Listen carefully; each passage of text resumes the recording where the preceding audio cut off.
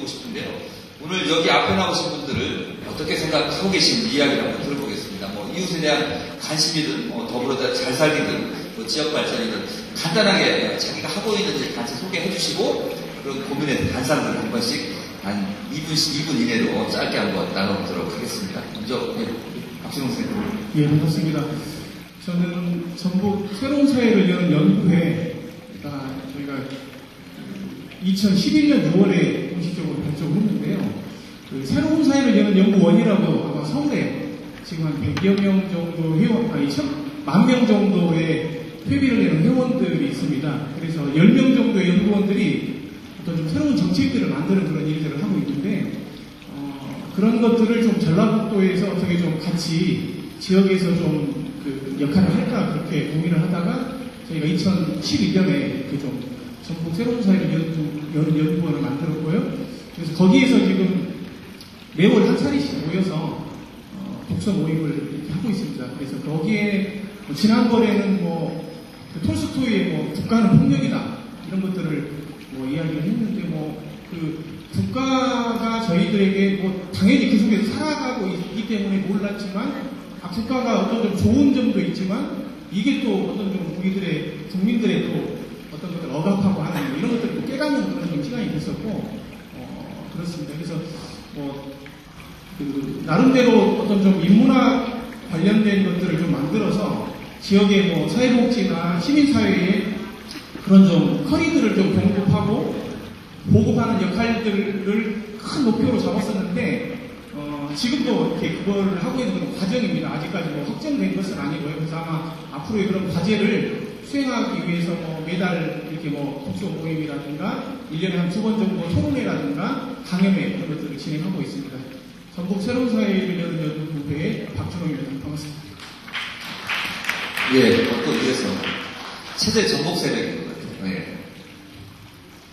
네, 안녕하세요. 저는 전주에서 17년 살다가 시골에 가까운 인접한 시골에 들어가서 고병 선생님 말씀하시는 철학자와 가난한 사람들의 접점을 살아보려고 그렇게 정리가 조금 됐으면 좋겠는 그런 삶을 살아보고 싶어서 시골에 살고 있는 아줌마고요.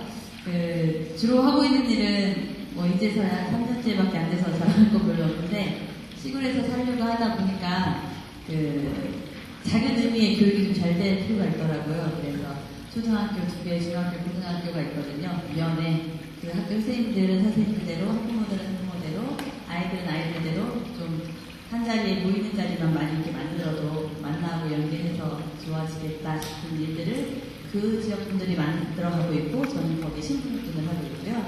그걸 이제 이름을 붙이면 향기나는 고산교육공동체에 이제 신분을 하고 있고 개인적으로는 그런 지역에서 좀 즐겁고 행복하게 살고 싶어서 최근에는 마을 사랑방 카페를 한 27명이 만들었다거나 그 다음에 더 최근에는 밴드를 한 결성해서 해보려고 한다거나 이런 별을 보면서 부더기도 좀 생각하는 삶을 좀 살아보려고 하는 사람입니다. 반갑습니다.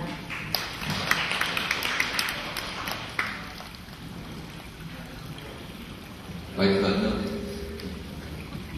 네, 안녕하세요. 저는 살아가며 이야기하며라는 모임의 회원이고요. 살아가며 이야기하며 한 2008년 정도부터 시작한 모임인데 그냥 제목과 같이 살아가면서 나눌 수 있는 고민들 때로는 책을 읽기도 하고 때로는 공연을 보기도 하고 때로는 각자의 일상에 대해서 이야기를 나누기도 하는 그런 모임이고요. 저희 터널사이 카페 회원은 40명 내외 있지만 실제로는 10명 내외로 활동하는 작은 모임입니다. 이 모임은 앞서 말씀하신 분들보다는 좀 더 그냥 각자의 소소한 일상에 맞춰서 굳이 표현하자면은 그냥 생활 철학이라고 할까요? 그런 측면에 포커스를 맞춰서 그냥 서로들의 이야기, 생각들을 이야기하고 소통하는 그런 모임의 이름으로 활동하고 있는 저는 양승치라고 합니다. 반갑습니다. 예. 지금 조금 덧붙이면 우리 박현현 선생님은 고산 아까 교육공동체에서 인문학 강좌를 기획하고 운영을 하고 계시고요. 그러니까 뭐 살아가며 이야기하면은 이제 전북대 철학과 그 김우수 교수님이 한 15회 정도 교수, 학생, 시민이 함께하는 인문학 세미나를 이제 오랫동안 주최했던 단체이기도 합니다. 그런 분들이시고 또 뭐 아까 사적인 이야기를 합니다만 뭐 독서 모임 다들 사적인 공간이잖아요. 사실은 그런 측면에서 어떤 폐쇄적인 동아리들도 있고 공개적으로 하거나 그렇긴 합니다만 또 여기 계신 분들 보면 단체에서 내지는 아까 우리가 독서 모임이라든지 독서 동아리 연합회 쪽에 소속된 분들도 많이 계십니다. 여기 계신 분들이 다 그런 분들이라고 생각을 합니다. 제가 아까 이거 잘 만들어주셨는데 빼먹은 게 하나 있네요. 자, 오늘 여기 오신 분들 거의 문자 하나 받으셨죠? 문자 하나 받으셨는데 문자 하나 메모해보시죠. 010-3671-6287이라는 번호로 인문학으로 삼행시를 하나씩 틈틈이 끝날 때 가져가는 거니까요. 인문학으로 삼행시 하나씩 보내주시면 우리 경범원 선생님이 또 4분을 뽑아가지고 드리도록 하겠습니다. 이제 메모 하나 해보세요. 전화번호. 이거 제가 예전에 많이 썼던 건데 대충하면 좋겠네요. 010-3671-6287번입니다. 이쪽으로 인문학이란 무엇이나 삼행시 듣기 하나씩 지어서 보내주시면 이따가 장원, 차상 일어나요. 이렇게 뽑아가지고 드리도록 그렇게 하겠습니다. 예. 자, 이제 본격적으로 좀 이어보도록 하겠습니다. 조금 다른 질문이긴 합니다만, 이제 저희가 지역에서 소통, 내지는 참여, 어떤 이런 역할들, 이런 부분들을 이제 다들 어떤 방식으로 하고 있는지 그 질문을 한번 드려봤으면 좋겠는데, 좀 순서를 좀 바꿔가지고 한번 말씀을 해주세요.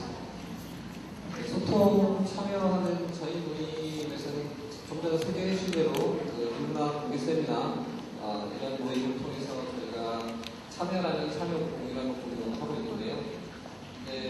사실은 소통이라고 하는 부분에 있어서 이렇게 사회적 역할을 크게 생각하고 있지는 않은 것 같아요. 일단은 자기 자신부터 가까운 나의 삶부터 이렇게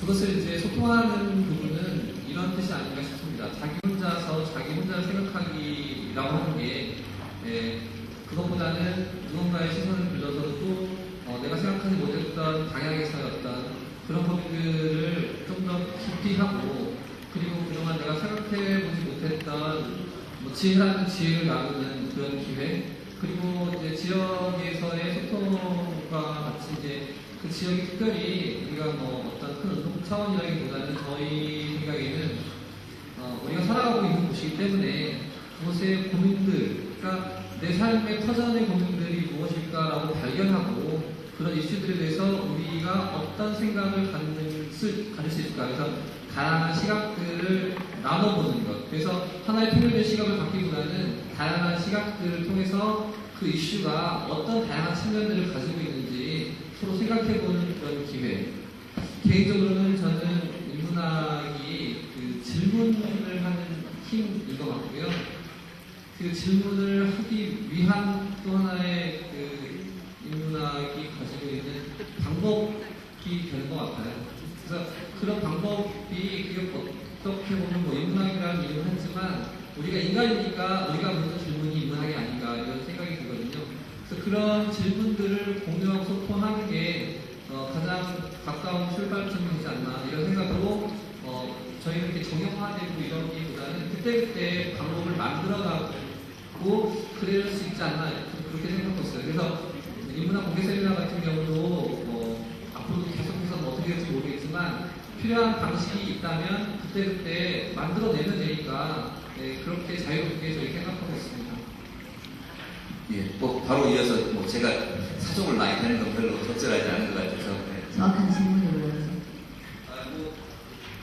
지금 뭐 지역에서 소통이라는 측면들 어떻게 하고 계시는 건지 관심 있는 이웃이라 저는 이제 제가 살고 있는 동네가 한 면 단위고 16명의 이장님들이 살고 이가 16개 되는 그런 마을이거든요. 그래서 제가 들어가서 만난 사람들은 아까 말씀드렸던 그 2개의 초등학교, 1개의 중학교, 고등학교, 특수학교의 학부모 아이들을 만나고 있어요. 혼자는 재미있게 살기가 좀 부족하니까 철학자들이 대화하려고만 해도 앞에 누군가가 필요하잖아요. 그러니까 누군가하고 같이 해야 하는 일들이 내가 즐겁게 살기 위해서 필요하니까 소통을 소통을 일부러 하려고 한 건 아니고 그냥 자연스럽게 빌렸던 거고요. 그 방법으로 옆집 할머니하고 저희는 담장을 통해 소통을 하거든요. 막 불러요. 나가면 담장 위로 이렇게 막 나물거리가 넘어오고 그러면 다음에 제가 이제 어디서 빵이 좀 많다 그러면 빵도 이렇게 건네주고 이런 소통이 오프라인에서 이루어지고요. 요즘에는 갑자기 그렇게 들어오는 부천한 사람들이 많아서 뭐 고기 파티 이런 거 삼겹살 파티 함부로 못 하는데요. 왜냐하면 옛날에는 모여라 그러면 한 10명 모이면 사먹고 같이 모이면 하는데 이제는 막 40-50명 규모가 돼버리니까 그건 감히 뭐라고 못하는 거죠. 그런 때는 이제 뭐 밴드나 온라인 뭐 이런 소통의 방법을 또 쓰게 되고 그러니까 누구네 집에 뭐가 많이 있는데 여기 남은데 살 사람 뭐 이런 소통부터 시작해서 상과 굉장히 밀접한데 그런 사람들에게는 이제 오늘 같은 이런 자리에 제가 그 24명의 저희 주민한테 밴드를 통해서 그 유명한 그런 것을 모신다고 가자 뭐 이런 소통을 한다는 거죠. 그러면 그런 부분이라거나 아니면 아까 말씀드린 저희 면 단위에서 인문학 강연을 이제 하게 되면 함께 모여서 아까 말했던 철학자와 시인 사이의 어떤 접촉에 대해서 우리가 한 번씩 탁 깨지게 되는 그런 공간을 인문학 강연을 통해서 소통의 자리를 한다거나 아주 다양한 방법의 소통의 자리가 만들어집니다. 예, 저희 전북 새사에는 이렇게 원래 뭐 의도가 그렇게는 안 돼 있었지만 시민사회 단체하고 보면 사회복지에서 종사하시는 분들이 주로 많이 있습니다. 그래서 보면 이렇게 자기가 하고 있는 일에 이렇게 빠지다 보면 어떤 좀 뭐랄까 성찰하고 깊이 있는 그런 좀 생각이라든가 이런 것을 하지 못해요. 그래서 보면 초기에는 처음에 저도 아까 뭐 배우기 전에 배우고 이런 거였지만 사람들이 보면 막 이렇게 만나면 재밌고 뭔가를 막 이렇게 가슴이 뜨거워서 이렇게 그런 열정들이 많았어요. 그래서 이제 초기에는 보니까 막 토요일 날 한 6시에 모여가지고 막 독서 토론회를 하고 그래서 그래서 저희가 이제 우스갯소리로 막 조직 사건이 하나 날 수도 있다. 무슨 독서 모임이 막 새벽마다 모여가지고 매주일 이렇게 하냐. 뭐 일주일에 책 한 번씩 막 읽고 막 이런 적도 있었거든요. 제가 지금 생각해보니까 그랬나. 근데 아무튼 그런 좀 뭔가를 그런 좀 갈망하고 지역에서 뭔가를 고민하고 하는데 그거를 좀 어디서 풀 그런 공간들이 없어서 그런 것들 속에서 아마 좀 서로의 힘을 얻고 그다음에 그런 힘을 또 자기가 속해 있는 곳에 가서 이렇게 좀 다시 또 쏟아내지 않았나 하는 생각이 들고요.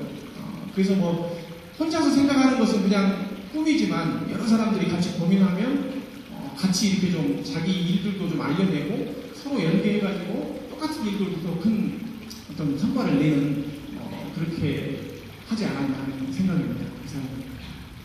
네, 저희가 이제 이 이야기를 먼저 꺼내는 이유는 이제 인문학이라고 하는 것, 그러니까 인문학도 하나의 어떤 소통의 매개체고 방법이거든요. 그리고 세상을 바라보는 시각. 아까 얘기한 대로 대부분들이 생각을 나눈다 이런 이야기들을 좀 많이 하셨는데 그런 의미에서 이제 인문학을 중심으로 어떻게 소통할 건가 이런 이야기들을 좀 한번 들어봤는데요. 이 객석으로 제가 한번 나가보도록 하겠습니다. 아까 얘기한 대로 패널들뿐만이 아니고 객석으로 잠깐 가서 이거 좋네요. 예. 이쪽 보면, 네, 제가 이쪽으로 한번 나가보겠습니다. 제가 이쪽으로 쭉 나가서 한번 보니까요. 예, 이분들 여기서 지금도 열심히 놀라고 계시는데, 아마 비혼 여성들의 비행이라고, 예, 날아다니는 여성들 계신데요. 이분들도 지역에서 참여도 하고, 이런 공부 모임도 하고 함께 하고 있는데요. 이분들은 어떻게 활동하고 계시는지 제가 아시는 분이 한 분 계셔서 마이크를 한번 넘겨드리도록 하겠습니다.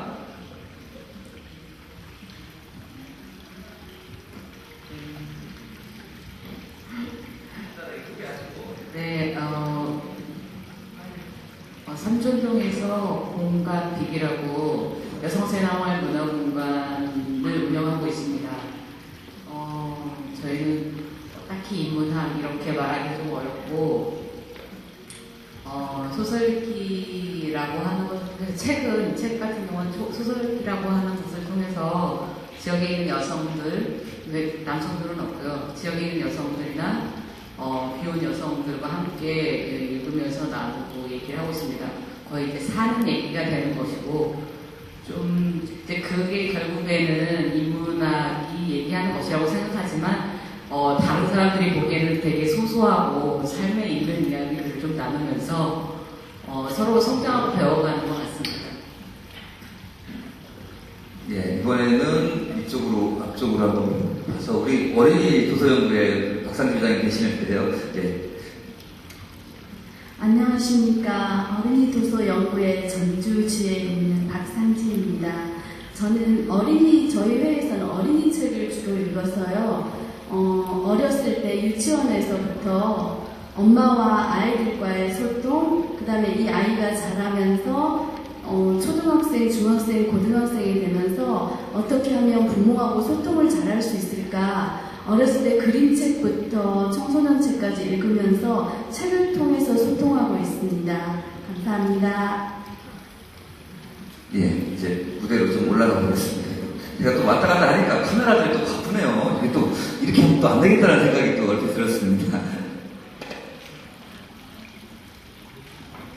예, 그 뒤에 이제 본격적으로 이야기를 여러분들 의견 또 많이 들을 기회 있고 말문 여는 건데 어쨌든 뭐 소통을 하는 데 있어서 인문학이 굉장히 큰 나름대로 역할을 하고 사다리를 놔줄 수 있는 부분이다라는 부분에서 동의하시는 거고 실제로 그걸 하고 계십니다. 그러니까 수위는 뭐 소설 읽기라든지 뭐 다양한 의견을 나누고 이야기하든지 아니면 이웃과 함께 뭔가를 좀 일을 도모하는 거잖아요. 여기 보면 제가 보기에는 도모하시는 분들이 많이 계시는데 어쨌든 인문학이 이런 사다리 역할을 한다는 거. 혹시 우리 양 선생님은 왜 이렇게 인문학이 나름대로 사다리 역할을 할 수 있는 인문학의 힘이라는 게 그러니까 질문이라고 얘기를 하셨는데 거기 플러스 하나 더 있다라고 하면 어떤 게 혹시 있을까요?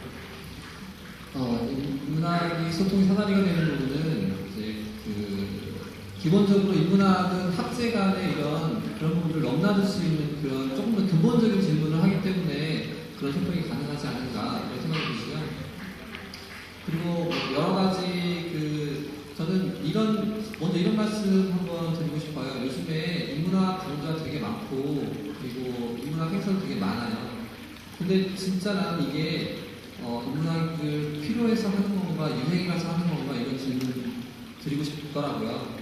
근데 최근에 힐링이라든지 뭐 치유라든지 이런 것들 유행하는 것처럼 사실은 인문학은 제가 생각하기에 유행에 휩쓸리지 말자. 우리가 우리의 힘으로 좀 보고 느끼고 생각해서 살아가자 이런 측면이 저는 있다고 생각하는데 그러니까 유행에 휩쓸리지 말자가 유행에 휩쓸리고 있는 것 같은 기분이 드는 거예요. 그래서 그냥 이게 우리가 정말 필요해서 인문학을 하는 게 아니라 남들이 다 하니까 그리고 인문학이 좋다고 하니까 최근에 보면은 착한 소비, 공정무역 이런 부분이 있는데 이런 부분이 그냥 텔레비전 광고에 나오는 것처럼 그냥 마케팅의 수단이 되더라고요. 실제 착한 소비는 그런 게 아닌데 많은 부분이 이렇게 우리가 정말 많이 정교하게 이렇게 표현해도 될지 모르겠지만 자본주의 내지는 그런 상업주의에 포섭되어 있다는 느낌이 듭니다. 근데 그런 포섭으로부터 포섭되어 있다는 그 사실을 알 수 있으려면 그런 질문에 힘이 있어야 그래야 이 어떤 현상들을 실제 있는 그대로 볼 수 있지 않을까. 그렇게 알기 시작해야 그곳으로부터 뭔가 그 다른 일들이 벌어지지 않을까. 거기에서 어떤 사람들은 조금 더 운동적인 내지는 어떤 자기 개인에 대한 개인 윤리에 대한 자기 가치관에 대한 진로에 대한 여러 가지 일들이 벌어질 수 있다고 생각합니다. 그래서 인문학이 필요한 건데 그냥 정말 자문하게 돼요. 그냥 유행 때문에 하는 게 아니라 사실 질문이 그게 아니었는데 그 말씀을 한번 드리고 싶었고 그리고 저 개인적으로는 인문학은 100명이 하면 100개의 인문학이 있다라고 생각이 듭니다. 근데 우리가 인문학을 어디 가서 배울 수 있는 거라고 생각하는 것 자체가 조금 무슨 이야기다라는 생각이 들어요. 자기 자신이 자기 자신한테 질문하기 시작해야 그때부터 인문학이 시작되는 게 아닐까. 그런 말씀, 질문과는 상관없는 얘기지만 드리고 싶었다는 말씀 드렸습니다. 예. 최근에 보면 CEO를 위한 인문학, 이런 열풍이 그렇습니다. 이런 부분들이 사실은 어떤 체제적으로 좀 포섭하려고 하는 사실은 인문학의 본질이 질문과 날선 비판이지 않습니까? 그리고 끝없는 혁신이라든지 혁명을 꿈꾸는 게 인문학인데, 그런 하나의 흐름들, 우리조차도 사실은 그런 흐름을 쫓는, 유행을 쫓는 그런 열풍이 있는 거 아니냐, 이런 이야기를 해주셨는데요. 우리 고병권 선생님, 나름 또 이런 질문들을 하는 우리 시민들이 있다는 게 반갑기도 하시면서, 또 사실은 이렇게 좀 던지는 질문에 대해서 어떻게 생각하시는지 좀 궁금합니다. 어떻게 잠시 방심을 했는데 항상 깨어있어야 될 거예요. 같은 경우는. 예, 저 방금 사실 공감 윤선생님 말씀에 많이 공감했어요. 왜냐하면 힐링 뭐 이런 거 하고 그러니까 저희가 뒤에 어떤 얘기가 생각나요. 시설회장이었는데 죄송한데 모르는데 그분이 보통 시설에 아시죠? 어떤 장애인들이 가족들이 떠한다 우리 사회는 가족이 다 떠나야 되거든요. 힘들면 뭐 잘 익혀서 여기에 놓고 오거나 아니면 경찰서 오거나 하면 시설이라는 데 들어가요. 시설이라는 데 들어가면 좋은 시설장, 나쁜 시설장 만나면 이제 그것이 알고 싶다 이거 안 거고 좋은 시설장 만나면 들어가서 밥 먹고 기도하고 밥 먹고 기도하고 자고 일어나서 기도하고 밥 먹고 기도하고 밥 먹고 그 사이에 이 사람이 쭉 나이가 들어가고 성장하고 늙어 죽으면 거기 놓치는 거죠. 그래서 그건 못 들어와요. 근데 그래서 이제 탈시설을 하자는 얘기를 많이 하는데 어떤 분이 그래서 시설을 좀 자기도 나오지 그러냐고 물론 여러 가지 질문들이 보고 있지만 그분 말에 자기를 가장 발목잡고 했던 게 뭐냐면 고통에 대한 두려움과 굉장히 재밌는 얘기인데요. 아픈 거에 대한 두려움 때문이라고 자기는 그 시설에서 병이 들면 항상 물설장이 진통제 같은 거 금방 먹었대요. 그래가지고 아파본 적이 없대는데 그래서 밖에 나가면 아플까 봐서 너무 두려운 거예요. 고통이 무서운 거죠. 그래서 약을 먹어서 그게 못 나가는 거예요. 저는 그런 생각입니다. 그 얘기 영상을 보면 소학은 고통을 고통스럽게 하니까 어깨 따뜻하면서 괜찮아 하는 게 아니고요. 고통을 안 아프게 하는 게 아니라 아프게 해서 의미화하는 건데요. 고통을 무의미하게 만들지 않고 예전에 제가 기독교를 좀 싫어했던 이유 중에 하나가 자꾸 진통제 투여한다고 맞추잖아. 괜찮아, 시험하는 거 나중에 구원받으시고 그러지 말고 약간 백신처라도 좀 해야 되고요. 백신 같은 상처를 입으면 그 상처가 자기를 강화시키게 해야 돼요. 그래서 예전에 니체가 어떤 예를 상처가 나를 강화시킨다는 말을 쓴 적이 있는데 세상의 모든 독들이 나를 죽여보라고 그러나 죽이지 못하는 너희는 나를 건강하게 만드는 데 쓰여야 한다고. 그래서 나를 아프게 하는 것들이 나를 흉측시키게 해야 되는데 그냥 안 아프게 해버리면 굉장히 소중한처럼 이렇게 날려버리는 거예요. 그렇다고 해서 무조건 아프다고 지금 전투적인 무슨 얘기를 하는 건 아니고요. 고통을 직시할 수 있어야 되고 그것을 의미화해야 하고 뿐만 아니라 그것이 문제가 있다고 하면 바꿔야 하는데 괜찮아 식으로 따뜻해주는 인문학은 글쎄요. 그런 것도 간혹 필요하겠죠. 언제든 응급 환자 발생했을 때 좀 맞춰줘야 되고 큰 수술 필요할 때 약간 그렇게 해야 돼요. 괜찮다고. 그러나 건강한 사람이 인문학을 할 때 취하는 태도는 아니라고 봐요. 요즘 너무 진통제 팔듯이 많이 팔리고 있어서 인문학이 조금 서운한 감정이 들었어요. 임 선생님 말씀하시니 갑자기 떠올랐어요. 그 이야기가 그분 얘기가요. 그냥 그 정도 얘기하겠습니다. 거의 우리 양 선생님이 고병원 선생님 수준으로 말씀을 좀 해주셨습니다. 예. 최근에 아무튼 힐링이나 치유 이런 얘기 나오면서 인문학 얘기 나왔는데 그러면 좀 아까 인문학이나 철학에 대한 이야기를 우리 선생님 많이 해주셨으니까요. 인문학이 나에게 왔을 때 저희가 이제 강좌도 자연이 내게로 왔다 강좌가 내게로 이런 건데 인문학이 내게로 왔을 때 기억나는 어떤 순간들이 좀 두 분에게도 있었을 것 같아요. 아까 밤하늘에 별처럼 다가왔는지 아니면 구덩이에 빠지면서 상처로 다가왔는지 한번 두 분은 어떤 인문학이 내게로 왔을 때 도끼로 내쳤는지 어쩌는지 한번 잠깐 개인적인 거였네요. 네, 개인적인 느낌들을 저는 어떤 강의에서 여기 계신 분들의 좋은 기운이 저 문을 나가면서 없어진다는 얘기 들고 있어요. 여기서는 그냥 구원받고 힐링하고 하다가 저 문을 나가면 그래도 세상에 이런 얘기를 하게 될 때 그러면 안 된다는 거죠. 이게 뭐냐면 세상이 변하지 않으면 내가 그것을 어떻게 할 수 없다라고 이렇게 뭐라고 해야 돼? 힘이 없는 그런 상황에 빠지게 되는데 세상을 변화하는 건 그러니까 인문학이 가지고 있는 힘이 저는 그 개인을 바꿈으로써 세상이 바뀌어진다는 건데요. 가장 쉬운 게 나 하나 변하면 세상이 변한다라는 말이 있어요. 저분들 나가면서 오늘 내가 가지고 있었던 듣게 될 좋은 생각으로 나 하나 변하면 세상이 다 변한다. 그게 저한테는 굉장히 지금까지 훌륭한 어떤 이야기 중에 하나죠. 예. 저는 제가 몸담고 있는 곳이 전주 덕진 지역 자원센터입니다. 거기는 가난한 사람들, 그러니까 지금 옛날로 말하면 영세민, 정말 뭔가를 일을 하고 싶은데 본인 스스로는 일을 하지 못하는 그런 분들 함께 일자리를 만들고 그분들의 자활 자리를 지원하는 곳에서 일을 하고 있는데요.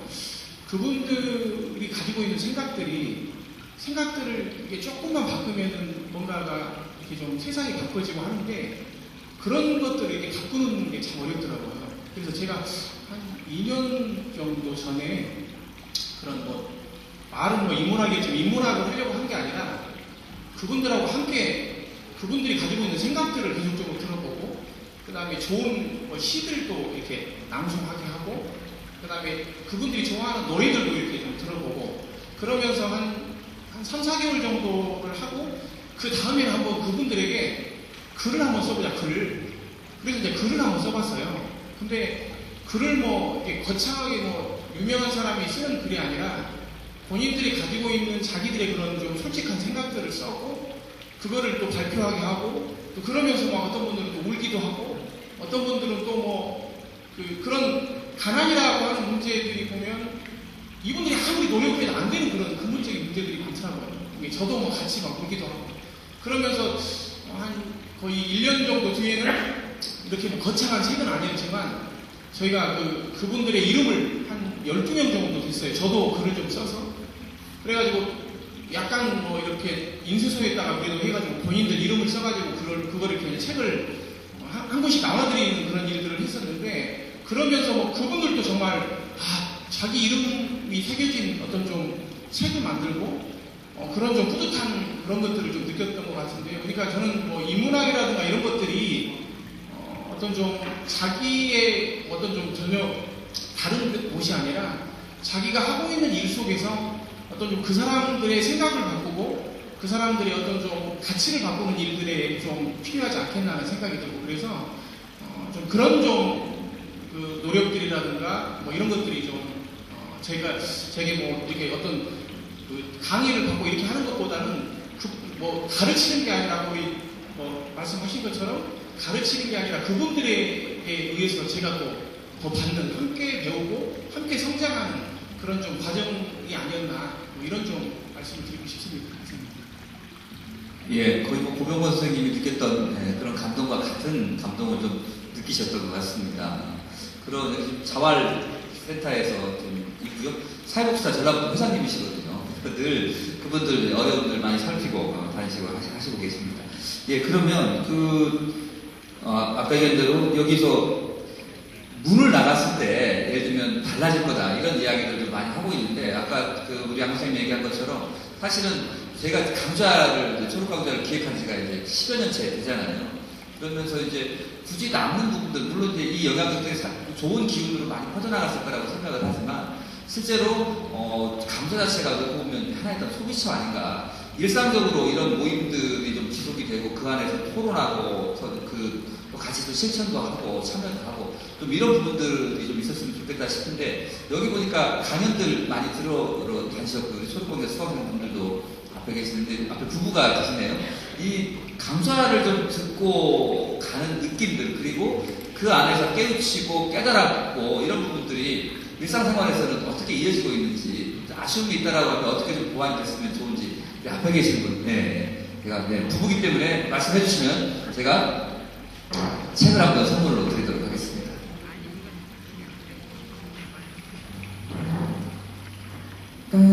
초록강좌를 통해서 정신적으로 사실은 이제 책을 혼자 읽을 때는 정신이 마음이 정리가 안 되는 듯했어요.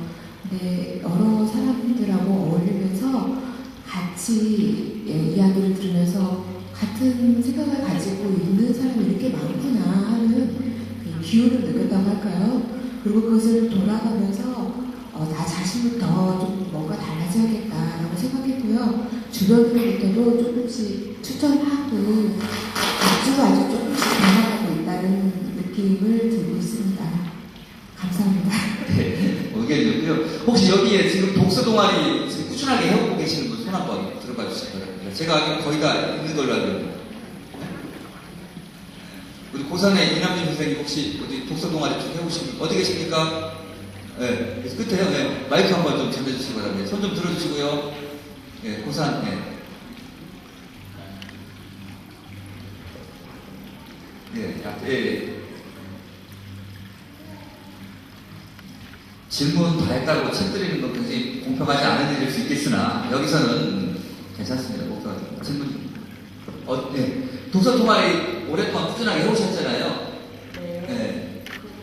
오랫동안 아니고요. 저도 그 완주군으로 귀촌을 한 지 한 3년 이렇게 돼가는데 그때부터 해가지고 그 저희 고산에 있는 도서관에서 그 지역 모임과 함께 그 독서 동아리를 하고 있거든요. 네, 그래서 한 달에 2번씩 이렇게 모임을 하면서 꾸준하게 이제 그 읽고 싶은 책들을 통해서 그 같이 토론을 하고 그 같이 그 살아가는 방법들에 대해서 공유를 하고 그런 부분들을 꾸준하게 하고 있어요. 그래서 지역에서 이렇게 같이 한다는 게 서로 간에 같이 할 수 있는 그런 힘이 많이 생기고 그래서 그런 부분들이 서로한테 도움이 많이 되고 있다고 생각을 해서 꾸준하게 이렇게 열심히 하려고 하는 것 같아요. 그 독서 동아리마다 이렇게 그 분야가 있잖아요. 예를 들면 어떤 때는 자기개발, 뭐 고전을 읽는다거나 이런 건데 고산에서는 주로 어떤 분야의 책을 읽고? 작년 같은 경우는 저희가 이제 고전을 혼자서는 읽기가 힘들기 때문에 좀 같이 읽어보자 해서 작년에는 고전 위주로 좀 읽었었거든요. 이제 올해 같은 경우는 좀 다양하게 성향들이 다 다르기 때문에 읽고 싶은 텍스트를 추천을 해서 꼭 한 분야만 지정해서 읽는 게 아니라 좀 다양한 쪽으로 읽고 그렇게 하고 있습니다. 뭐 혹시 책 고르다가 싸우시거나 아니면 안 맞으면 또 가시는 분들 계시잖아요. 잘 어떻게 책 선정이라든지 네. 이거 잘 되나요? 근데 그런 부분들은 별로 이렇게 싸우는 거 없이 그냥 그 소통이 잘 된다고 생각을 하고 의견들이 잘 맞아서 또 다음에 추천하는 것들은 또 그 달에 여러 번이 나왔으면 그 다음 달로 이렇게 이어서 한 달에 한 번씩 하기 때문에 연결해서 할 수 있는 그런 식으로 하고 있습니다. 예, 또 다른 독서 동아리 참여하시는 분 객석에서 한 분, 예. 다들 계시잖아요. 오랫동안 하신 분들, 예. 예, 우리 구성훈 의원, 시의원 와 계시는데 독서 모임 꽤 하시는 걸로 제가 알고 있습니다. 마이크 한번 넘겨주시기 바랍니다. 오늘 서신동도 주민으로 오셨군요. 예. 네, 안녕하세요. 구성원입니다. 저는 리더스 클럽이라고요. 매주 토요일 아침 6시 40분에 2주에 한 번씩 나와서 하는 독서 동아리를 3년 정도 진행을 하고 있습니다. 뭘 물어보실 거죠, 근데? 거기는 어떻게 진행이 되는지 좀 사실 궁금하거든요. 그 이야기 좀 잠깐 한번 해주시죠. 저희 리더스 클럽은 제가 운영진이 아닌데 이렇게 말씀드리기가 그렇지만 저희는 10년이 넘게 지금 매주 토요일 아침 6시 40분부터 8시 40분까지 진행이 되고 있고요. 현재 한 580회 정도 진행을 하는 것으로 알고 있습니다. 리더스 클럽은 토요일 날 모임이 있고요. 그리고 이제 주로 읽는 책 같은 경우에는 주별로 달리 읽는 고전이라든지 독서라든지 자기개발서라든지 요새 또 이제 뜨고 있는 여러 가지 책들 이런 것들을 주별로 달리해서 운영진에서 선별해서 이렇게 진행을 하고요. 그리고 궁금하시면 네이버에서 카페 리더스 클럽을 치시면 그 자세한 내용들이 다 나오고요. 월요일날 저녁 때 고전 모임도 있고 또 리더스 포럼도 있고 다양한 형태로 활동을 하고 있고 아주 그냥 남녀노소 할 것 없이 다양한 것들로 구성되어 있습니다. 네, 구성은 구성이 더 있다고 이렇게 강조를 하셨는데요. 혹시 그러면 약간 리더스는 운영진들이 주도적으로 예를 들면 책을 선정을 하고 그 다음에 또 독서 모임 하시는 분들이 어려우신 부분 중에 하나가 진행하는 방식이잖아요. 발제하고 뭐 질문 던지고 이게 사실은 진행하시는 분들은 그게 고민인데 그런 방법이나 그런 문제들은 어떻게 해결을 하시나요? 네, 저희는 운영진에서 운영진들이 독서 진행자들이에요, 대부분. 그래서 운영실에서 그 책을 선정하고 맡아서 하고 있고요. 그 운영하는 방식은 아주 독특하고 참신한데 제가 뭐라고 설명을 다 드릴 수는 없습니다. 없고 이제 카페에 들어와서 보시면 뭐 후기라든지 여러 가지가 올라와 있으니까 보시면 될 것 같고요. 기본적으로는 조별 토론이 기본으로 되고 있고요. 소평이라든지 이런 것들도 기본으로 되고 있는데 그때그때마다 어떤 책이냐에 따라서 상황극을 하기도 하고 굉장히 다양한 방식이 진행이 되고 있고요. 또 직장인들도 토요일 아침이기 때문에 얼마든지 참석이 가능해서 아침에 잠깐 와서 독서 토론 하시고 그리고 출근하시는 분들도 있습니다. 그래서 이게 토요일 아침이라고 하는 부담감 때문에 많이 나오지 못하시는데 많이 나오실 때는 5, 60명도 나오시고요. 계속 이렇게 사람들이 자발적으로 이렇게 왔다가 떠나시는 분도 있지만 10년이 넘게 유지가 되다 보니까 내공들이 상당히 많이 쌓여서 사실 뭐 작년 같은 경우에도 뭐 창원이나 부산에서 3달 정도를 와서 보고 배우고 가시기도 하실 정도로 독서토론 클럽에 있어서는 굉장히 전주에서 원조가 아닐까 이런 생각들을 해봅니다. 예, 뭐 리더스 스타일도 있고요. 아니면 굉장히 좀 사적으로 운영되는 독서 모임도 있잖아요. 아까 얘기한 대로 저기는 카페를 통해서 공지를 하는 방식인데 뭐 나머지 웬만한 독서 토론들은 진짜 상황이 맞는 사람들 또 친한 분들끼리 이렇게 얘기를 하고 있는데요. 독서 모임 하면서 좀 어려웠던 부분들이 있다라면 좀 어떤 부분들이 있는지 우리 여기 행복한 화요일에 챙긴 거 요즘 한 석 달 정도는 지금 계속 수업이죠. 예, 좀 어려움이 있어서 좀 그런 부분일 수도 있겠다는 생각이 드는데 이런 그 챙기는 모임, 독서 모임 진행하면서 좀 어려웠던 부분들 내지는 같이 소통하면서 좀 도움을 얻어서 해결할 수 있는 방법이 있다라고 하면 어떤 부분들이 있을 수 있을지 좀. 저희 모임 같은 경우는 다들 바쁘셨던 것 같아요. 바쁘셔가지고 모임이 힘들었던 게 아닐까. 열정은 있는데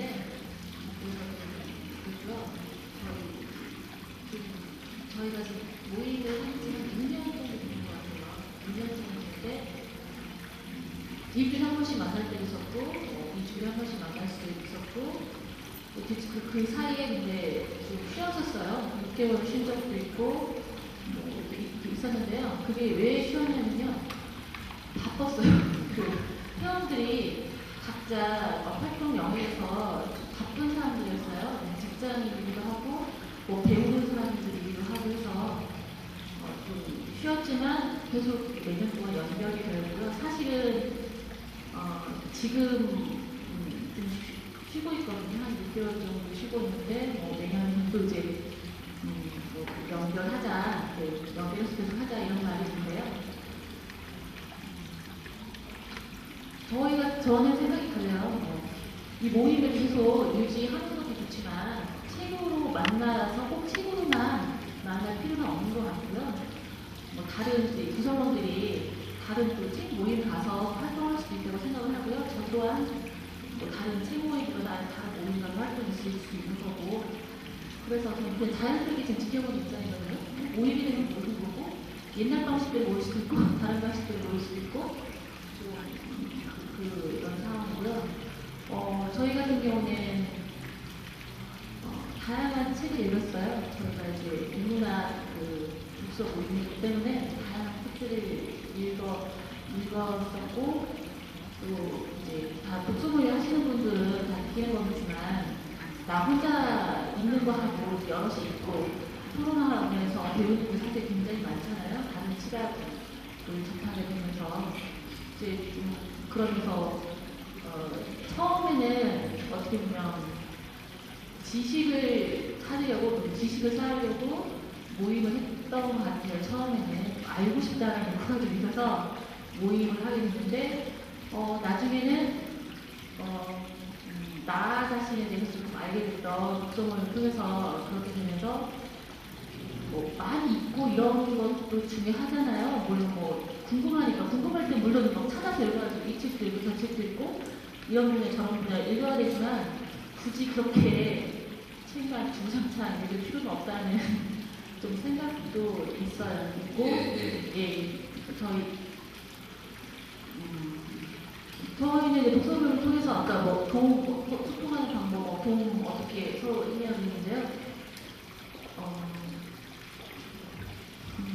그 다양한 사람들을 그냥 모여가면서 예. 혹시 양보 좀 하기도 하고요. 또 기다리기도 있었고 뭐 그런 것들 통해서 그러면 저기 아까 6년 동안 하셨는데 이렇게 나를 알아가는 거, 뭐 나를 사랑하게 되고 나를 중심에 놓게 되는 뭐 이런 변화들이 있었다고 하는데 실질적으로 그 외에 좀 인문학 공부하고 도서 토론을 하면서 나는 좀 이게 좀 달라졌다 아니면 이런 부분에 도움이 됐다 하는 부분이 있으면 근데 솔직히 말하면 제가 인문학 책을 읽어서 내가 뭔가 변했다 저는 솔직히 모르겠어요.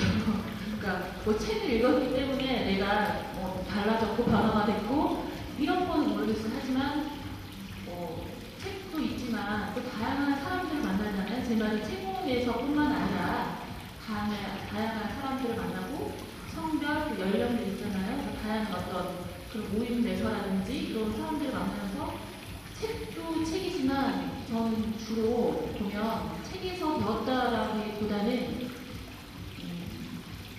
사람들하고 만나면서 있잖아요. 사람들, 그러니까 다양한 모임에서 책 모임도 모임 중에 하나잖아요. 다양한 사람들을 만나는 속에서 어떤 왕이 자기가 그 사람이라고 갖고 다녀쳐가지고 검증을 하는데 그 같은 물론 이제 짜가로 건너내는데 그때 있던 말이에요.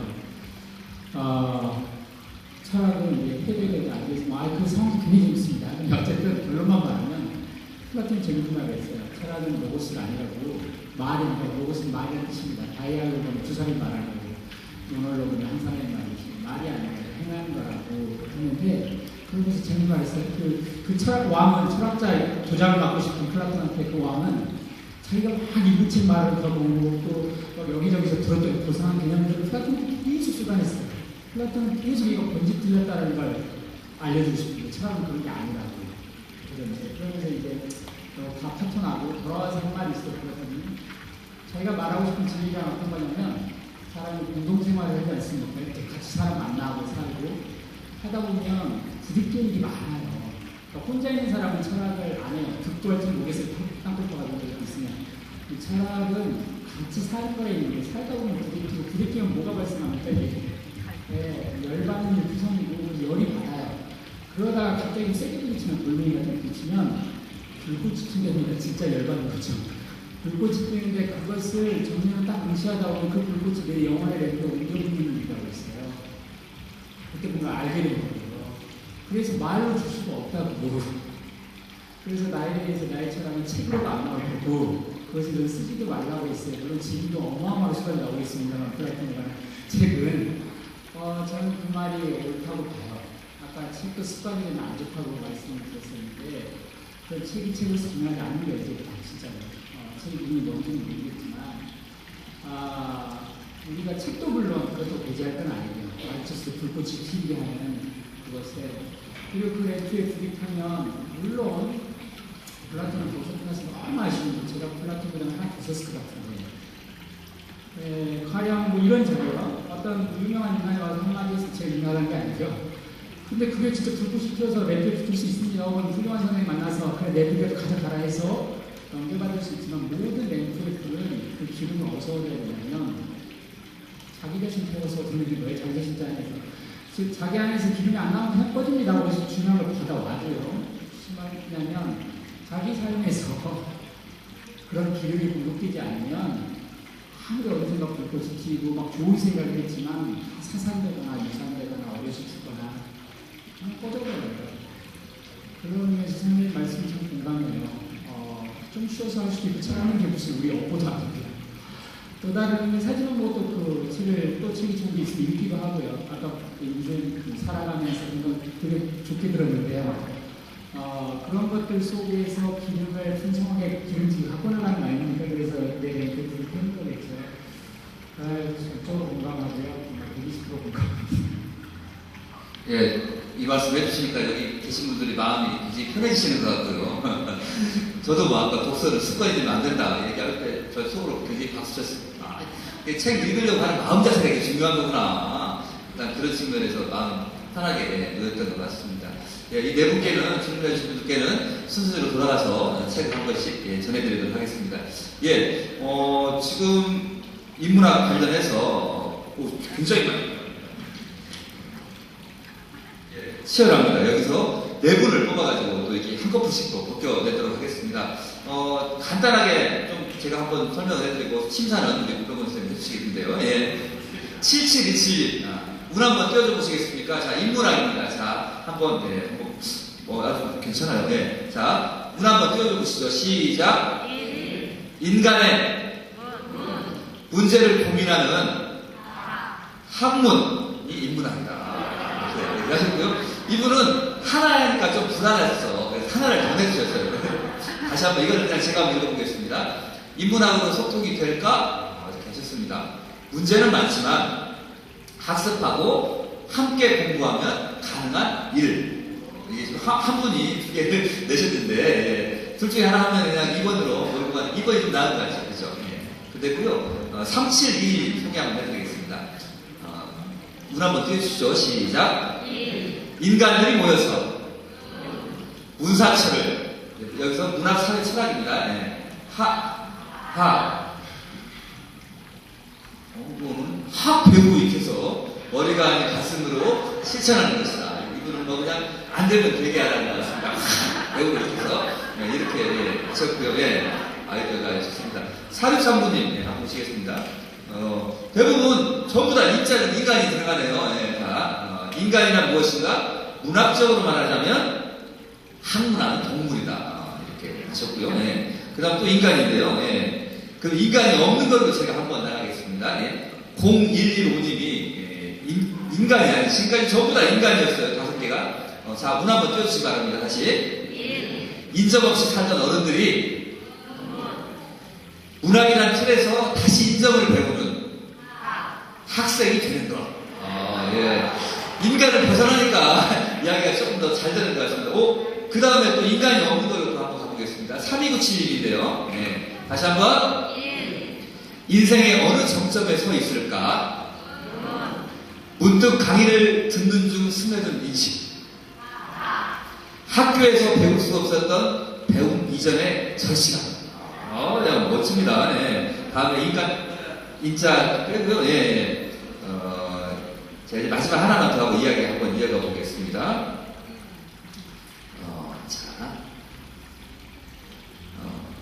다시 한번 하겠습니다. 자, 인생의 길목에서 만나지는 문학과의 만남을 통한 소통이 학교 안에서 이루어지기를 소망하는 것은 너무 큰 욕심일까? 아마 학교 선생님이신 것 같아요. 그래서 이분은 좀 학교 안에서 어떻게 좀 문제를 좀 풀어보고 싶은데 학교에서 못 풀고 이렇게 밖으로 우리가 좀 나와야 되잖아요.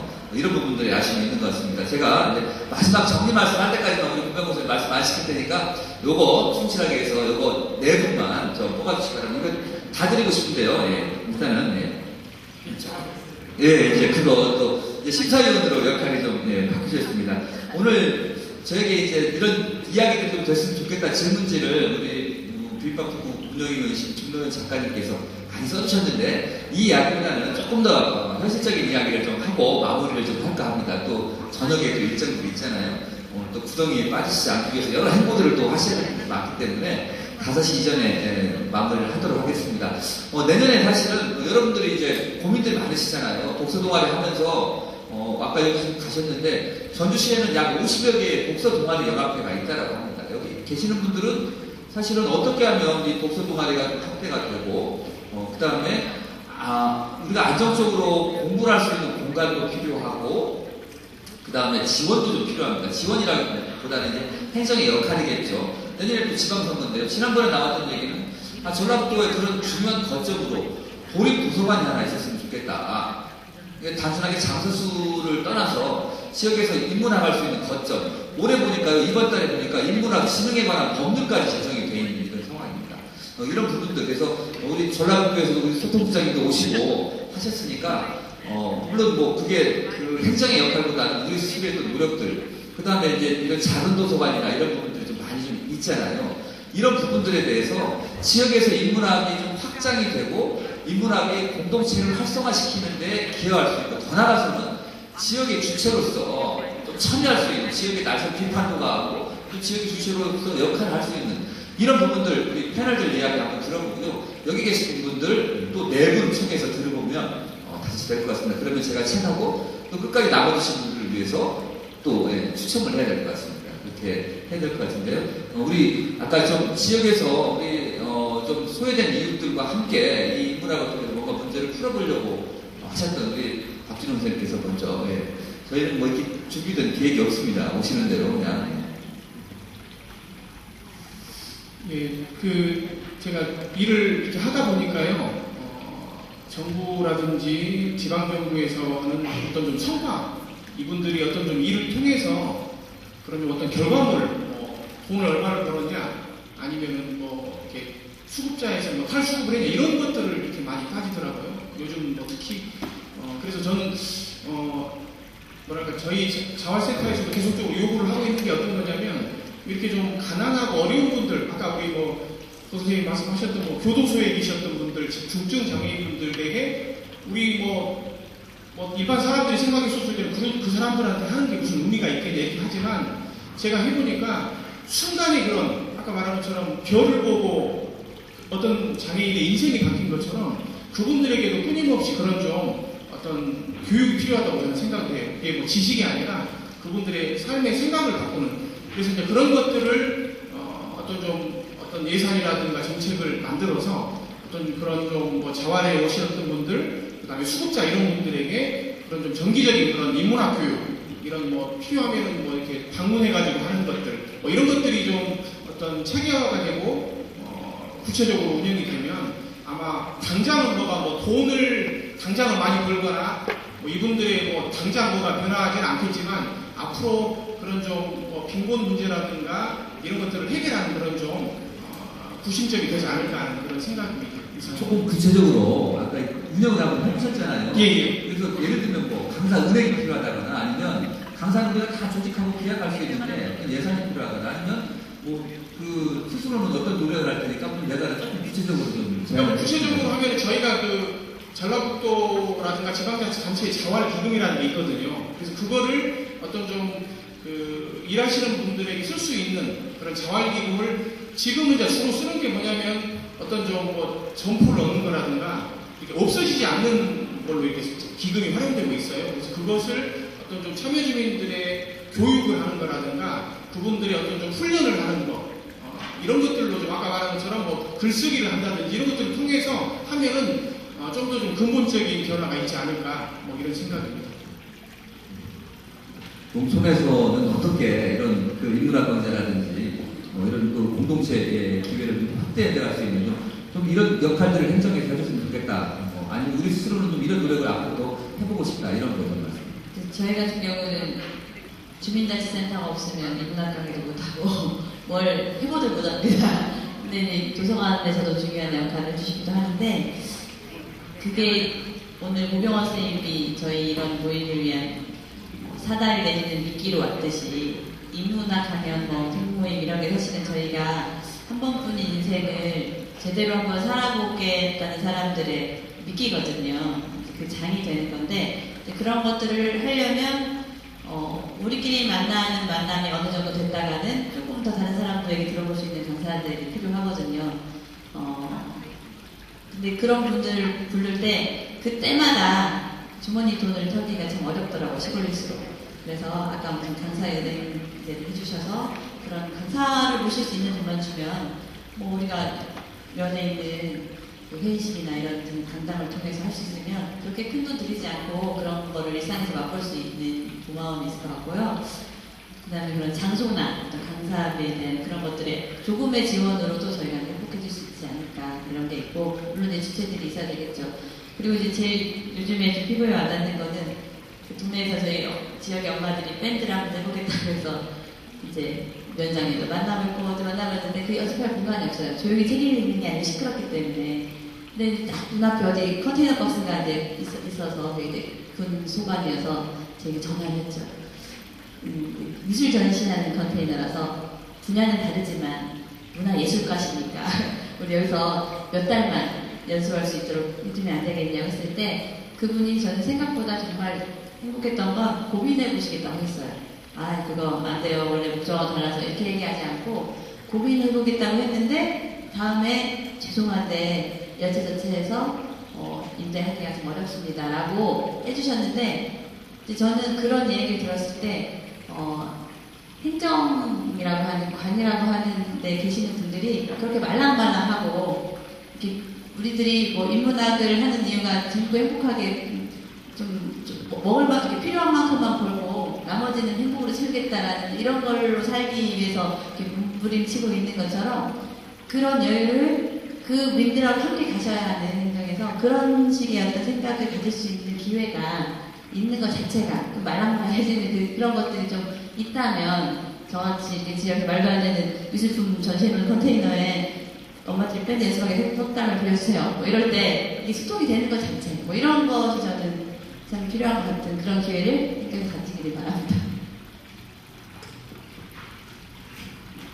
네, 전 사실 이 부분에 있어서 좀 고민이 많이 되는 질문이고 그런 부분인 것 같아요. 왜냐 이런 생각했냐면 첫 번째로는 인문학이 과연 누가 해줄 수 있는 거냐 이런 차원에서 그렇고요. 두 번째로는 그 지원이라고 하는 것들이 예를 들면 악용될 수 없어야 된다고 생각하는 부분이 있어요. 예를 들면 인문학 인증제가 있다고 한번 해볼게요. 그래서 어떤 사업이 있어요. 전반적인 사업이 있는데 그게 인증제를 해서 좀 등급별로 이렇게 인증을 해줘요. 그러니까 인문학의 등급 레벨 몇 정도의 사업이다. 이렇게 할 수 있어요. 굉장히 좋은 취지의 사업인데 지금 대학에서 인문학 세미나 이런 것들 하는 학생들이 있는데요. 이게 스펙 쌓기용이 돼요. 이거 사실은 정반대, 자본주의 이 단어가 적당한 단어 떠오르지 않는데 어떤 그 제도권의 어떤 것을 어떤 포섭을 벗어나기 위해서 지금 인문학을 얘기하고 있는데 그거에 딱 맞춰진 방식으로 인문학이 쓰이고 있는 이런 현장들이 많아요. 근데 제가 지원을 받는 부분이 전 거꾸로 그런 출발이 되지 않을까 하는 우려가 걱정이 있습니다. 그 개량화하고 수치화하는 게 행정에 지원하면서 그런 부분 과연 행정에 필요할 수 있을까 이런 고민이 좀 있고요. 그런 차원에서 저는 그 애초에 고백 선생님 얘기하면서 먹고 살만해야지 할 수 있다. 근데 그런 부분들은 인문학이 해결되지 않는다라고 얘기했는데 그냥 행정은 그런 거 그냥 해줬으면 좋겠어요. 그냥 그런 것에 있어서 그냥 다른 분야, 이 인문학에서 다른 거 그냥 하지 말고 그냥 원래 하던 거 인문학이라고 하는 제도를 또 만들어가지고 새로운 어떤 일거리를 만들고 또 그걸로 이렇게 하지 말고 그냥 원래 하는 방식에서 좀 더 인문학적인 요소를 가미해서 그냥 하는 게 어떨까? 사실 이게 답은 아니고요. 그런 고민이 있다는 겁니다. 정말 할 거면 진짜 제대로 된 지원이었으면 좋겠는 거고요. 그러려면 제가 고민해본 부분은 뭐였냐면 하나만한 지원이 제일 좋겠다. 왜냐면 그게 되게 의미 있고 귀중이 있으면 어떤 방식으로든지 이게 활용되더라고요. 그래서 활용돼봤자 그게 그거인, 그러니까 예를 들면 제가 떠올려보면 이런 거였어요. 그러니까 데이트 비용 지원, 데이트 지원 프로그램 이런 걸 해서 데이트 한 해에 뭐 그런 걸 녹취하거나 뭐 감상문 쓰거나 그러면 약간의 데이트 비용을 주는 거예요. 그걸 노리고 뭐 하긴 그래요. 이런 지원이면 어떨까 그냥 그런 생각을 해봤어요. 하나만한 지원 같은 거 해보면 어떨까. 그리고 도에서는 삶의 질 정책과 관련해서 제가 정책을 이렇게 펴고 좋은 사업들 하고 있는 걸 알고 있는데 작은 도서관이라든가 공간 지원 이런 부분들은 되게 유의미한 것 같아요. 일단 하드웨어가 안 되면 이런 텐던츠를 어떻게 하는 분도 어려우니까. 근데 그것만을 위해서 하는 것은 저는 좀 반대고요. 그냥 있는 그 시설 중에 유휴시설을 활용하는 시간 조율을 해서 예를 들면 뭐 어떤 공공기관이 6시에 문을 닫는다면 근데 이것도 참 딜레마예요.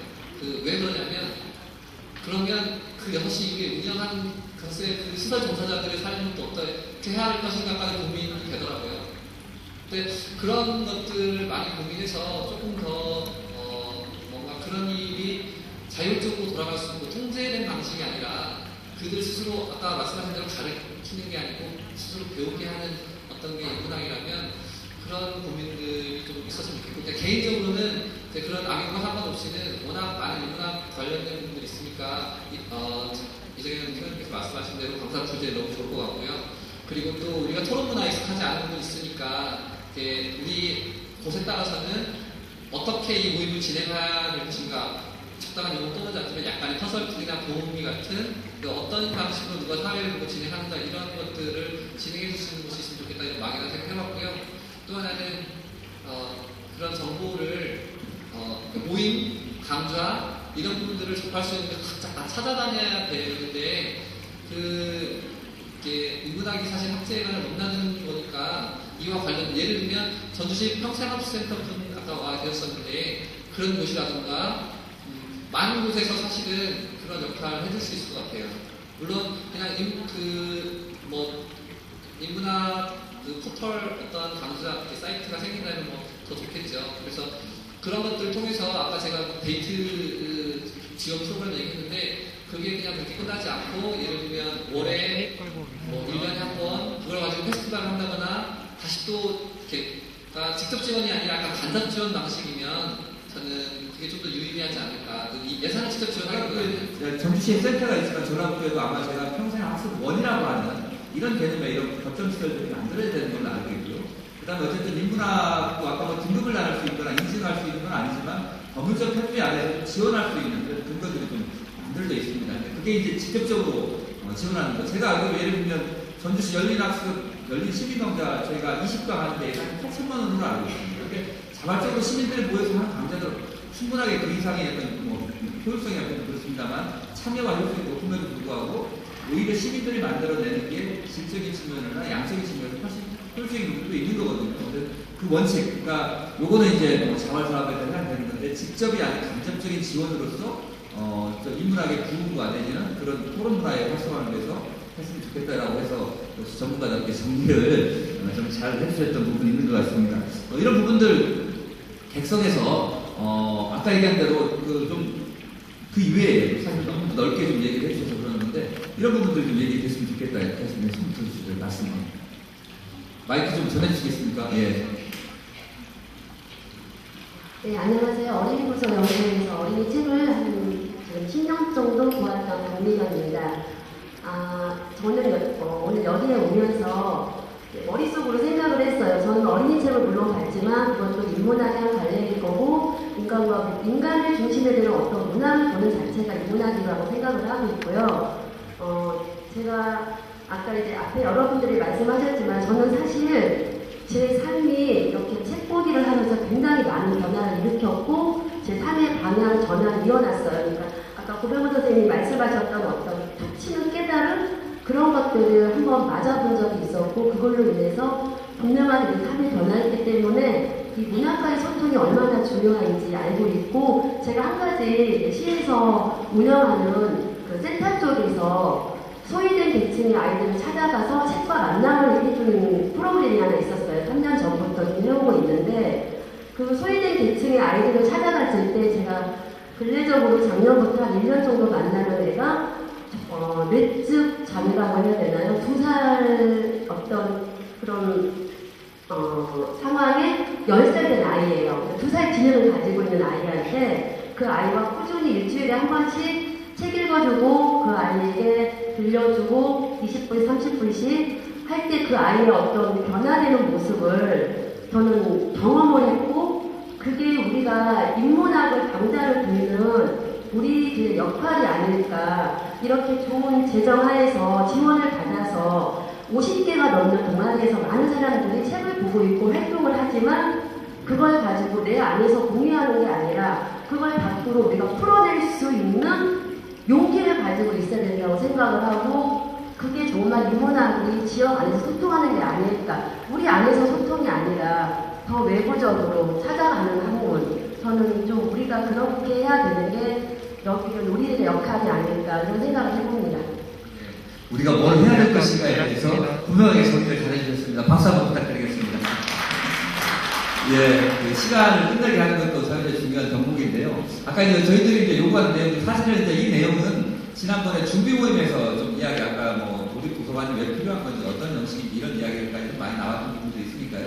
그런 부분들을 이제 아마 행정에 좀 전달해 줄 수 있을 거라고 생각을 하고 저는 사실 오늘 이제 기대했던 것들은 지역에서 인문학으로 소통하려고 하고 싶어 하시는 분들, 뭐 책으로서 삶의 중심을 좀 놓고자 하시는 분들이 좀 네트워크가 좀 만들어졌으면 좋겠다. 사실은 정보도 없거든요. 이것을 말고는 어떤 프로그램이 열리는지 지금 모릅니다. 평생센터도 그렇게까지 하기에는 좀 역할이 어렵고 그리고 자발적으로 우리가 뭘 한다는 게 좀 중요하지 않습니까? 그런 의미에서 이제 그런 네트워크 구축에 뭐 주식도를 하나 놓았다, 주식도를 하나 놓았다 이런 정도 생각을 하고 있는데요. 우리 오늘 이 자리를 만들어 주셨습니다. 우리 양신목 교회 소통국장님 한번 잠깐 코멘트 한번 들어보고 우리 고병건 선생님, 도민들의 이런 노력이나 의지들을 어떻게 보셨는지 또 마무리 말씀 소개 들어보겠습니다.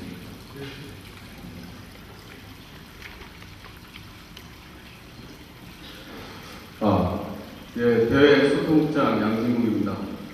오늘 인문학으로 대소통 하자는 주제를 가지고 있는데 이 주제에 대해서 이렇게 많은 관심을 가지시고 참석해 주신 여러분들에 대해서 좀 감사하다는 말씀을 드리셨습니다.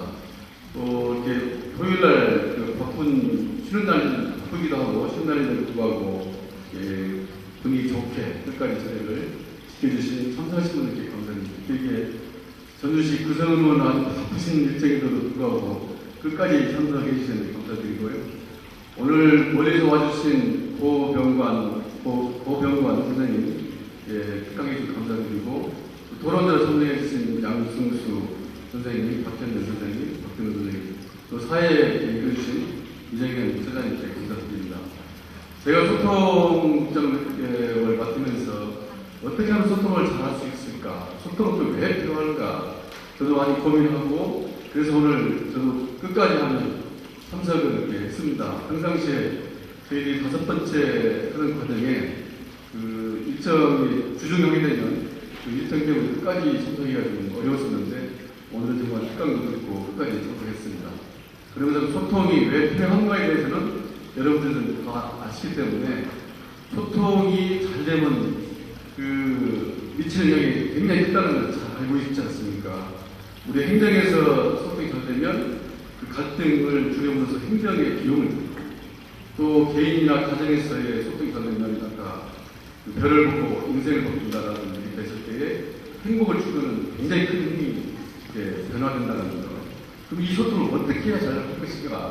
여기 이 부분에서 오늘 여러 가지 말씀을 나누는데 그 과정에 따라서 처한 여건에 따라서 많이 다르겠죠. 아까 농촌에서 서로 이웃과 공동체를 이루면서 정을 나누면서 소통한다.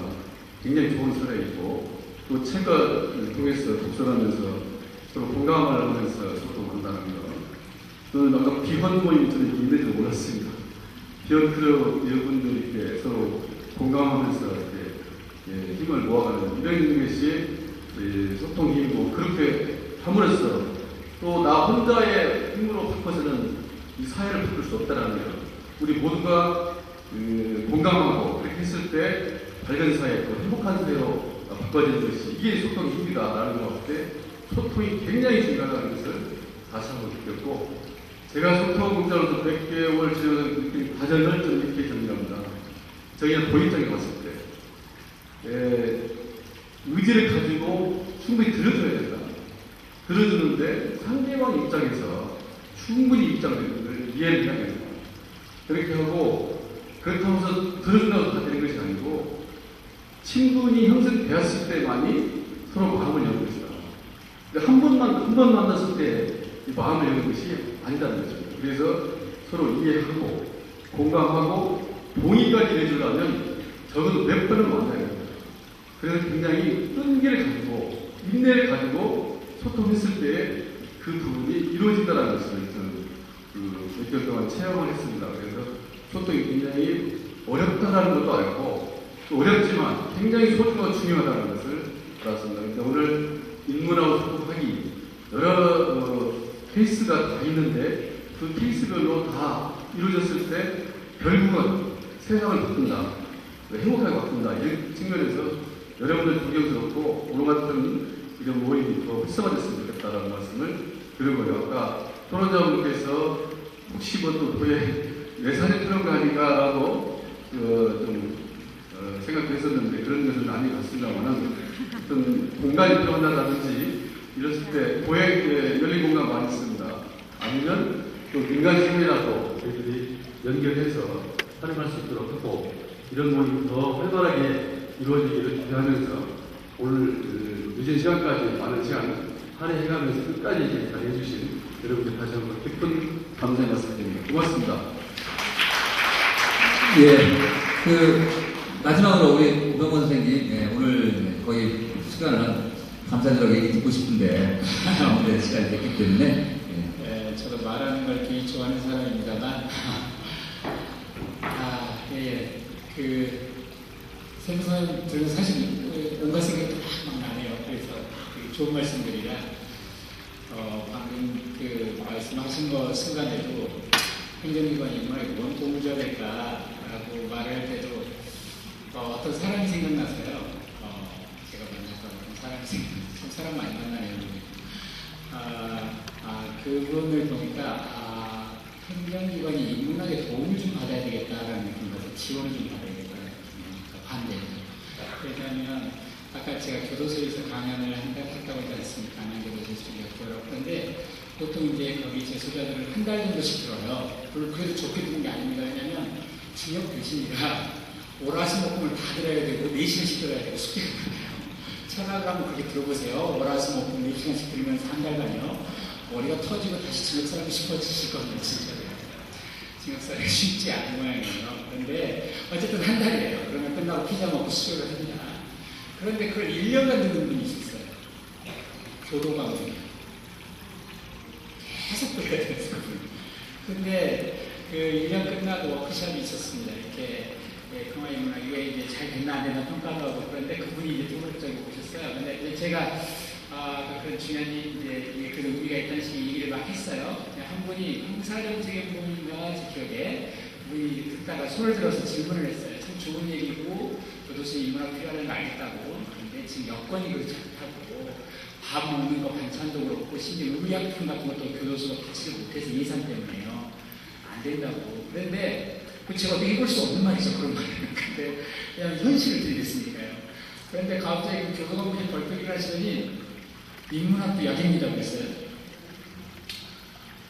근데 저는 인문학 좋아하는 인문학들 많이 만났고 인문학이 중요하다고 한다는 소리 숙학분들도 많이 뵀어요. 그런데 그분처럼 자신있게 눈에 핏발해지면서 인문학도 약이라고 말하는 사람 처음 봤어요. 그 확신이 어디서 왔냐면 다른 재소자들을 한 달 듣는데 그분은 별 수 없이 1년을 들으셔야 돼요. 거기 지키느라고. 그러면서 왜 교도관을 위한 인문학은 안 되냐고 저한테 그러시던가요. 그래서 중요하겠다는 생각이 잠시 들었어요. 학교에 가서 강의를 하면 학생들한테 강의하는데 선생님들은 그냥 펜타키로 들으세요. 그런데 아마 글쎄요. 선생님들과 함께하는 인문학이 더 필요하지 않을까라는 생각을 매번 해요. 그 때마다 교장선생님 만날 때마다 교장선생님이랑 인문학을 해야 되는데 왜냐하면 학교 같은 데 가면 한 30분 정도 무조건 교장선생님하고 인사를 해야 되고 차림하신 분에 대한 이야기를 들어보면 별로 유익하지가 않아요. 서로에게. 하죠. 그리고 교장선생님과 좀 진솔하게 얘기하는 게 더 중요하겠다. 이 학교를 위해서라는 생각이 들 때도 많아요. 그런데 그런 의미에서 행정기관이 인문학을 지원하는 것도 중요하지만 인문학 행정기관을 지원하는 것도 중요하겠다는 생각을 잠시 해봤습니다. 아까 말씀하셨어요. 또 한편에서 아까 좀 낭비, 아까 데이트 비용 그게 되게 중요하게 들려요. 왜냐면 낭비를 좀 해봤으면 좋겠는데 어렵겠죠. 역시 이렇게 말하는 현실성이. 왜냐하면 예산이 있고 감사를 받고 그게 세금이고 그런데 당연히요. 그런데 그렇다고 한다면 소크라테스 말대로 철학은 불가능한 행정이지 않습니다.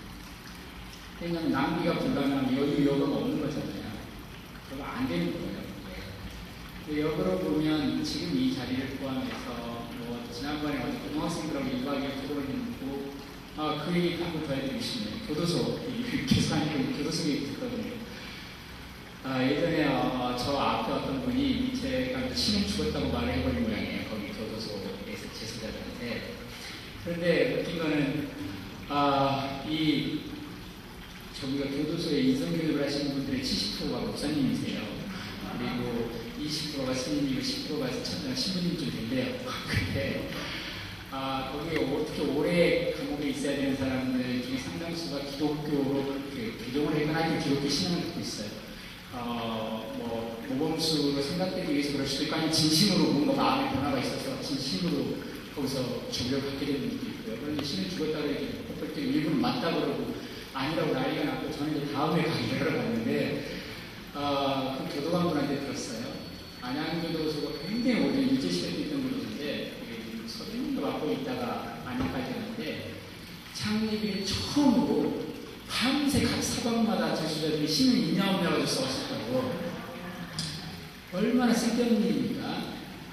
신이 있든 없든 그 사람이 뭐가 중요할까요? 근데 되게 중요한 지역이에요. 그리고 나중에 이분들한테 굉장히 중요한 지역으로 남을 거예요. 밤새 신이 없냐가지고 싸우던 그 사방에서 근거를 어떻게 풀어야 되는 게 좋은지 내가 그 몸이나 꼰질러가지고 있는데 그럼 어떻게 대답해야 될까 하지 않고 밤새 신이 있냐 없냐 아무 쓸모없는 쪽으로 하더라고요.